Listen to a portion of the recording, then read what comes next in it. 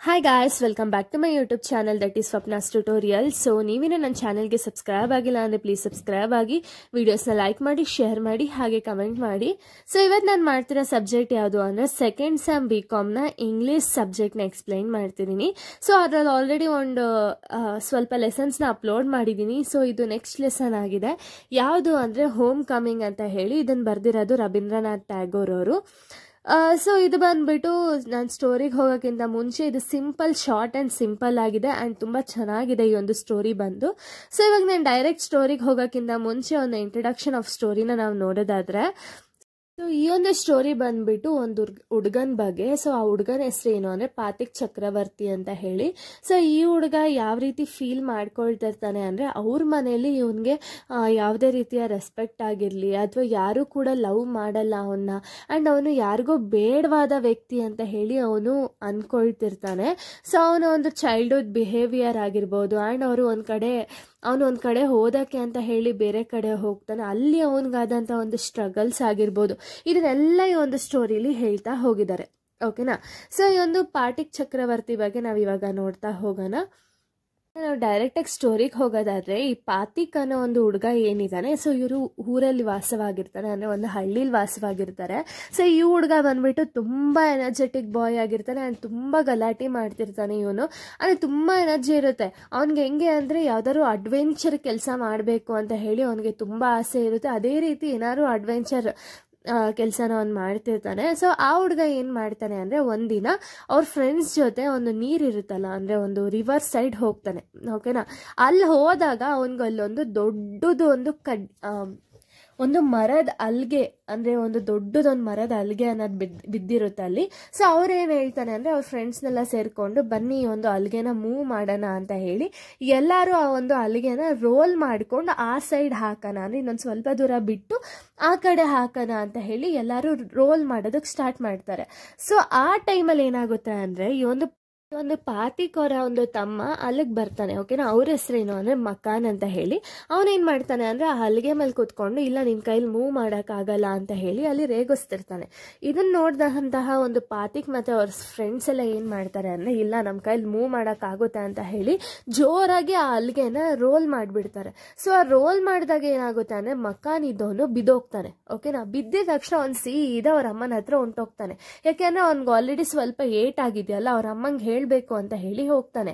ಅಲ್ಲಿ ಹೋದರೆ ಅವ್ರ ಅಮ್ಮಂಗೆ ಇರೋ ವಿಷಯನ ಹೇಳೋದು ಬಿಟ್ಟು ಅವನು ಇಲ್ದಿರೋ ವಿಷಯ ಎಲ್ಲ ಹೇಳ್ತಾನೆ. ಅಂದರೆ ಪಾತಿಕೆ ಸುಮ್ಮನೆ ಬೀಳ್ಸಿರೋದು ಅವನ್ನ ಹಾಗೆ ಹೀಗೆ ಅಂತ ಎಲ್ಲ ಹೇಳ್ತಾನೆ. ಅವ್ರ ಅಮ್ಮನಿಗೆ ಪಾತಿಕ್ ಅಂದರೆ ಆಗ್ತಿರಲ್ಲ. ಓಕೆನಾ. ಯಾವಾಗಲೂ ಕೂಡ ಏನಾದರೂ ಒಂದು ಗಲಾಟೆ ಮಾಡ್ತಿರ್ತಾನೆ ಅಂತ ಹೇಳಿ ಅವ್ರ ಮಗನ ಕಂಡ್ರೆ ಅವ್ರಿಗೆ ಆಗ್ತಿರಲ್ಲ. ಬಟ್ ಅವ್ರ ತಮ್ಮ ಅಂದರೆ ಚಿಕ್ಕ ಮಗನ ಬಗ್ಗೆ ತುಂಬ ಇಷ್ಟ ಇರುತ್ತೆ, ಬಟ್ ದೊಡ್ಡವನ ಬಗ್ಗೆ ಅವ್ರಿಗೆ ಇಷ್ಟ ಇರಲ್ಲ ಅಷ್ಟು. ಸೊ ಈ ಒಂದು ಟೈಮಲ್ಲಿ ಏನಾಗುತ್ತೆ ಅಂದರೆ ಪಾತಿಕ್ ಅಲ್ಲಿ ಬರ್ತಾನೆ. ಬಂದಿದ ತಕ್ಷಣ ಅವ್ರ ಅಮ್ಮಂಗೆ ತುಂಬ ಕೋಪ ಬಂದುಬಿಟ್ಟು ಚೆನ್ನಾಗಿ ಹೊಡೆಯೋಕ್ಕೆ ಸ್ಟಾರ್ಟ್ ಮಾಡ್ತಾರೆ. ಇದೇ ಟೈಮಲ್ಲಿ ಪಾತಿಕ್ ಅವರ ಒಂದು ಅಂಕಲ್ ಬರ್ತಾರೆ ಅವ್ರ ಮನೆಗೆ. ಅವ್ರ ಹೆಸರು ಬಿಶಂಬರ್ ಅಂತ ಹೇಳಿ. ಸೊ ಇವ್ರು ಬರ್ತಾರೆ. ಇವ್ರು ಬಂದು ಅಲ್ಲಿ ಆ ಮನೇಲಿದ್ದಂಥ ಒಂದು ಸಿಚುಯೇಷನ್ ಎಲ್ಲ ಅಬ್ಸರ್ವ್ ಮಾಡಿದ್ಮೇಲೆ ಪಾತಿಕ್ ಇಲ್ಲೂ ಇರೋದು ಒಳ್ಳೇದಲ್ಲ, ಇವನು ಇಲ್ಲೇ ಇದ್ದರೆ ತುಂಬ ಜಾಸ್ತಿ ತೀಟೆ ಆಗೋಗ್ತಾನೆ ಅಂತ ಹೇಳಿ ನಾನು ಇವನು ಇಲ್ಲಿರೋದು ಬೇಡ, ನನ್ನ ಜೊತೆ ಇವನ್ನ ಕೋಲ್ಕತ್ತಾ ಕರ್ಕೊ ಹೋಗ್ತೀನಿ ಅಂತ ಹೇಳಿ ಅವ್ರ ಅಂಕಲ್ ಅವನ್ನ ಕೋಲ್ಕತ್ತಾ ಕರ್ಕೊ ಹೋಗ್ಬೇಕು ಅಂತ ಹೇಳಿ ಡಿಸೈಡ್ ಮಾಡ್ಕೊಳ್ತಾರೆ. ಸೊ ಡಿಸೈಡ್ ಮಾಡ್ಕೊಂಡಾಗ ಏನಾಗುತ್ತೆ ಅಂದರೆ ಪಾತಿಕ್ಗೆ ತುಂಬ ಖುಷಿ ಆಗ್ತಿರುತ್ತೆ. ಯಾಕೆ ಅಂದರೆ ಅವನು ಕೋಲ್ಕತ್ತಾಗೆ ಇನ್ನೂ ಹೋಗಿರಲ್ಲ ಆ್ಯಂಡ್ ಇವಾಗ ಹೋಗ್ತಿದ್ದಾನೆ. ಅಲ್ಲಿ ಅವ್ರನ್ನ ಹೇಳೋರು ಕೇಳೋರು ಯಾರೂ ಇರಲ್ಲ ಅಂತ ಹೇಳಿ ಅವನಿಗೆ ತುಂಬ ಖುಷಿ ಆಗೋಗುತ್ತೆ. ಅದೇ ಎಕ್ಸೈಟ್ಮೆಂಟಲ್ಲಿ ಅವನೇನು ಮಾಡ್ತಾನೆ ಅಂದರೆ ಅವನ ಹತ್ರ ಇದ್ದಂತಹ ಒಂದು ಫಿಶಿಂಗ್ ರಾಡ್ ಆಗಿರ್ಬೋದು ಮತ್ತು ಒಂದು ಆಟಾಡ್ತಿದ್ದಂಥ ಒಂದು ಟಾಯ್ಸ್ ಆಗಿರ್ಬೋದು, ಇದನ್ನೆಲ್ಲ ಅವ್ರ ಫ್ರೆಂಡ್ಸ್ಗಳು ಕೊಡ್ತಾರೆ. ಯಾಕೆ ಅಂದರೆ ಕೋಲ್ಕತ್ತಾದಲ್ಲಿ ನಾನು ಆರಾಮ್ಸೆ ಇರ್ಬೋದು ಅಂತ ಹೇಳಿ ಅವ್ರೇನು ಮಾಡ್ತಾರೆ ಅಂದರೆ ಪಾತಿಕ್ ಇದ್ದವನು ಅವ್ನ ಟಾಯ್ಸು ಎಲ್ಲ ಅವ್ರ ಫ್ರೆಂಡ್ಸ್ಗೆಲ್ಲ ಕೊಟ್ಟು ಸೀದಾ ಕೋಲ್ಕತ್ತಾಗೆ ಹೋಗ್ತಾರೆ. ಸೊ ಕೋಲ್ಕತ್ತಾಗೆ ಹೋದ್ಮೇಲೆ ಅವ್ರ ಅಂಕಲ್ ಮನೆಗೆ ಅವನು ರೀಚ್ ಆಗ್ತಾನೆ. ರೀಚ್ ಆಗಿದ ತಕ್ಷಣವೇ ಅವ್ರ ಆಂಟಿಗೆ ಅವರ ಈ ಒಂದು ಪಾತಿಕ್ ಅಂದರೆ ಆಗ್ತಿರಲ್ಲ. ಓಕೆನಾ. ಸೊ ಅವರು ಯಾವಾಗಲೂ ಕೂಡ ಅವನು ಹೋದ್ಮೇಲೆ ಯಾವಾಗಲೂ ಕೂಡ ಒಂದು ಚಿಕ್ಕ ವಿಷಯಕ್ಕೂ ಕೂಡ ಪಾತಿಕನ ತುಂಬ ಬೈತಿರ್ತಾರೆ ಅವ್ರ ಆಂಟಿ ಇದ್ದವರು. ಮತ್ತು ಅವ್ನಿಗಿದ್ದಂತಹ ಒಂದು ಕಸಿನ್ಸ್ ಏನಿರ್ತಾರೋ ಆ ಕಸಿನ್ಸು ಕೂಡ ಇವನಂದರೆ ಇಷ್ಟಪಡ್ತಿರಲ್ಲ. ಸೊ ಆವಾಗ ಅವ್ನಿಗೆ ಯಾವ ರೀತಿ ಫೀಲ್ ಆಗುತ್ತೆ ಅಂದರೆ ಈ ಮನೆಗೆ ನಾನು ಯಾರೋ ಬೇರೆಯವರೇನೋ ಅನ್ನೋ ಥರ ಫೀಲ್ ಆಗ್ತಿರುತ್ತೆ. ಆ ಪೀರಿಯಡ್ ಆಫ್ ಟೈಮಲ್ಲಿ ಅವನಿಗೆ ಅವ್ರ ಅಮ್ಮ ಆಗಿರ್ಬೋದು, ಅವ್ರ ತಮ್ಮ ಆಗಿರ್ಬೋದು, ಅವ್ರ ಫ್ರೆಂಡ್ಸ್ ಆಗಿರ್ಬೋದು, ಎಲ್ಲರೂ ಜ್ಞಾಪನಾಗಿ ಬರ್ತಿರ್ತಾರೆ. ಆ್ಯಂಡ್ ಅವನು ಅಂದ್ಕೊಳ್ತಾನೆ ಏನು ಅಂದರೆ ಇಲ್ಲಿ ಯಾರೂ ಕೂಡ ನನ್ನ ಪ್ರೀತಿಸಲ್ಲ ಅಂತ ಹೇಳಿ ಅವನು ಅಂದ್ಕೊಳ್ತಿರ್ತಾನೆ. ಓಕೆನಾ. ಸೊ ಇದಾದಮೇಲೆ ಅವ್ನು ಸ್ಕೂಲ್ಗೆ ಹೋಗ್ತಾನೆ. ಸ್ಕೂಲ್ಗೆ ಹೋದಾಗೂ ಕೂಡ ಪಾತಿಕ್ ಅವ್ರಿಗೆ ತುಂಬ ಲೈಕ್ ಡಿಸ್ಕಂಫರ್ಟ್ ಅನ್ನೋ ಥರ ಫೀಲ್ ಆಗ್ತಿರುತ್ತೆ. ಯಾಕೆ ಅಂದರೆ ಅಲ್ಲಿ ಅವನಿಗೆ ಟೀಚರ್ ಮಾಡಿದಂಥ ಒಂದು ಲೆಸನ್ಸ್ ಅರ್ಥ ಆಗಲ್ಲ. ಟೀಚರ್ಸು ಅಂದರೆ ತುಂಬ ಗಲಾಟೆ ಪರ್ಸನ್ ಅಲ್ವಾ. ಸೊ ಅದಕ್ಕೆ ಟೀಚರ್ಸ್ ಎಲ್ಲ ಇವ್ನಿಗೆ ಹೊಡಿತಿರ್ತಾರೆ. ಮತ್ತು ಸ್ಕೂಲಲ್ಲೂ ಕೂಡ ಇವನ್ನ ತುಂಬ ರೇಗಿಸ್ತಿರ್ತಾರೆ. ಯಾಕೆ ಅಂದರೆ ಇವನು ಊರಿಂದ ಬಂದಿದ್ದಾನೆ ಹಾಗೆ ಹೀಗೆ ಅಂತ ಎಲ್ಲ ರೇಗಿಸ್ತಿರ್ತಾನೆ. ಆ್ಯಂಡ್ ಇವನು ಸ್ಟಡೀಸಲ್ಲೂ ಕೂಡ ಅಂದರೆ ಓದೋದ್ರಲ್ಲೂ ಕೂಡ ಫೇಲ್ ಆಗ್ತಿರ್ತಾನೆ. ಸೊ ಇದರಿಂದ ಏನಾಗುತ್ತೆ ಅಂದರೆ ಅವನಿಗೆ ಅವ್ರ ಆಂಟಿ ಮನೆಗೆ ಹೋಗೋಕ್ಕೂ ಇಷ್ಟ ಇರಲ್ಲ. ಅಂದರೆ ಡಿಸೆಂಬರ್ ಮನೆಗೆ ಹೋಗೋಕ್ಕೂ ಇಷ್ಟ ಇರಲ್ಲ. ಯಾಕೆ ಅಂದರೆ ಅಲ್ಲಿ ಹೋದ್ರೆ ಅವ್ರ ಆಂಟಿ ಯಾವಾಗಲೂ ಬೈತಿರ್ತಾರೆ, ಅಂಕಲ್ ಹತ್ರ ಯಾವಾಗಲೂ ಕಂಪ್ಲೇಂಟ್ ಹೇಳ್ತಾನೆ ಇರ್ತಾರೆ ಅಂತ ಹೇಳಿ ಅವ್ರಿಗೊಂದು ಕಡೆ ಭಯ ಸ್ಟಾರ್ಟ್ ಆಗೋಗುತ್ತೆ. ಓಕೆನಾ. ಸೊ ಇವಾಗ ಅವನಿಗೆ ಯಾವ ರೀತಿ ಫೀಲ್ ಆಗ್ತಿರುತ್ತೆ ಅಂದರೆ ಈ ಕಡೆ ಊರಿಗೆ ಹೋಗೋಣ ಅಂದರೆ ಅಲ್ಲಿ ಅವ್ರ ಅಮ್ಮನ ಹತ್ರ ಬೇರೆ ಅಷ್ಟು ಜಗಳ ಆಡ್ಕೊಂಡು ಬಂದಿರ್ತಾನೆ. ಆ್ಯಂಡ್ ಅಲ್ಲಿ ತುಂಬ ರೂಡಾಗಿ ಮಾತಾಡ್ತಿರ್ತಾನೆ. ಸೊ ಆ ಕಡೆ ಊರಿಗೂ ಹೋಗೋಕ್ಕಾಗಲ್ಲ. ಆ್ಯಂಡ್ ಈ ಕಡೆ ಈ ಒಂದು ಆಂಟಿ ಮನೇಲಿ ಇರೋಣ ಅಂದರೆ ಈ ಒಂದು ಆಂಟಿ ಬಂದುಬಿಟ್ಟು ತುಂಬ ಏನೇನೋ ಮಾತಾಡ್ತಿರ್ತಾರೆ, ಯಾವಾಗಲೂ ಬೈತಾನೆ ಇರ್ತಾರೆ. ಸೊ ಅದಕ್ಕೆ ಪಾತಿಕ್ ಇದನ್ನೆಲ್ಲ ಯೋಚನೆ ಮಾಡಿ ಮಾಡಿ ಮಾಡಿ ಮಾಡಿ ಅವನಿಗೇನಾಗುತ್ತೆ ಅಂದರೆ ಸಡನ್ನಾಗಿ ಜ್ವರ ಬಂದುಬಿಡುತ್ತೆ. ಆ ದಿನವೇ ಅವನಿಗೆ ಒಂದು ಸ್ಕೂಲಲ್ಲಿ ಪನಿಷ್ಮೆಂಟ್ ಅನ್ನೋದು ಸಿಕ್ಕಿರುತ್ತೆ. ಇದರಿಂದ ಅವನಿಗಿದ್ದಂತಹ ಒಂದು ಜ್ವರ ಏನಿತ್ತು ಅದು ತುಂಬ ಜಾಸ್ತಿ ಆಗೋಗುತ್ತೆ. ಅದೇ ರೀತಿ ಅವ್ನು ಮನೆಗೆ ಬರ್ತಾನೆ. ಮನೆಗೆ ಬಂದರೆ ಅವ್ರ ಆಂಟಿ ಮತ್ತೆ ಅವನಿಗೆ ಬೈಯಕ್ಕೆ ಸ್ಟಾರ್ಟ್ ಮಾಡ್ಕೊಳ್ತಾರೆ. ಸೊ ಬೈಯಕ್ಕೆ ಸ್ಟಾರ್ಟ್ ಮಾಡ್ಕೊಂಡಾಗ ಅವ್ನಿಗೆ ಯಾವ ರೀತಿ ಫೀಲ್ ಆಗ್ತಿರುತ್ತೆ ಅಂದರೆ ಅವನಿಗೆ ಮನೆಗೆ ಹೋಗಬೇಕು ಅನಿಸ್ತಿರುತ್ತೆ. ಬಟ್ ಆದರೂ ಕೂಡ ತುಂಬ ಸುಸ್ತಾಗೋಗಿರುತ್ತೆ ಪಾತಿಕ್ಗೆ.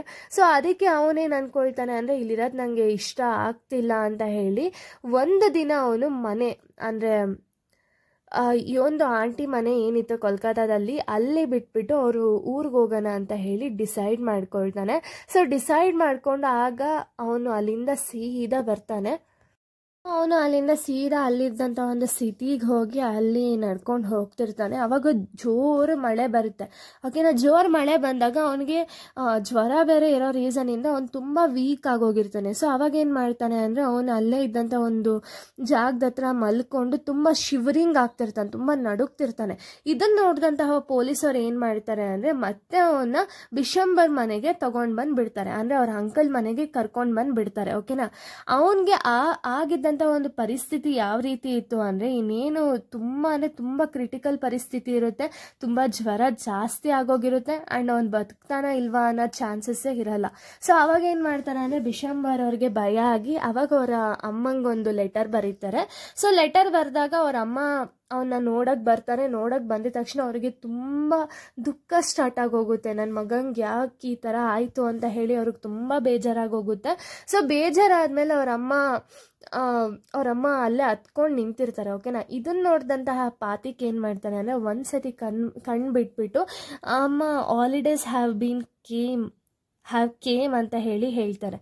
ಸೊ ಹಂಗಂದರೆ ಏನು ಅಂದರೆ ಇಲ್ಲಿ ಪಾತಿಕ್ಗೆ ಹಾಲಿಡೇಸ್ ಅಂದರೆ ಏನು ಅಂದರೆ ಇವಾಗ ಫೈನಲಿ ನಾನು ಮನೆಗೆ ಹೋಗ್ತಿದ್ದೀನಿ ಅಂತ ಹೇಳಿ ಅವನಿಗನ್ಸುತ್ತೆ. ಬಟ್ ಹಾಲಿಡೇಸ್ ಅಂದರೆ ಇಲ್ಲಿ ಏನು ಅರ್ಥ ಅಂದರೆ ಡೆತ್ ಅಂತ ಹೇಳಿ ಅರ್ಥ. ಅಂದರೆ ಪಾತಿಕ್ ಅವಾಗ ಸತ್ತೋಗ್ತಾನೆ. ಯಾಕೆ ಅಂದರೆ ಅವನಿಗಿಂತ ಇದ್ದಂತಹ ಒಂದು ಫೀವರ್ ಆಗಿರ್ಬೋದು ಅದು ಜಾಸ್ತಿ ಆದಂತಹ ರೀಸನಿಂದ ಅವನು ಅಲ್ಲೇ ಸಾವನ್ನಪ್ತಾನೆ. ಸೊ ಇದರಿಂದ ಏನಾಗುತ್ತೆ ಅಂದರೆ ಅವನಿಗೆ ಪಾಪ ಇಷ್ಟು ವರ್ಷದಿಂದನೂ ಕೂಡ ಒಂದು ಲವ್ ಅನ್ನೋದು ಅವನಿಗೆ ಬೇಡ್ತಿರ್ತಾನೆ, ಲವ್ ಕೇರ್ ಆಗಿರ್ಬೋದು, ಬಟ್ ಯಾವುದು ಅವನಿಗೆ ಸಿಗಲ್ಲ.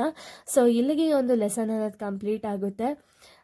ಸೊ ಇನ್ನು ನೆಕ್ಸ್ಟ್ ಬಂದುಬಿಟ್ಟು ನಾನು ಬೇರೆ ಒಂದು ವೀಡಿಯೋದಲ್ಲಿ ಅಪ್ಲೋಡ್ ಮಾಡ್ತೀನಿ. So thank you guys, thanks for watching.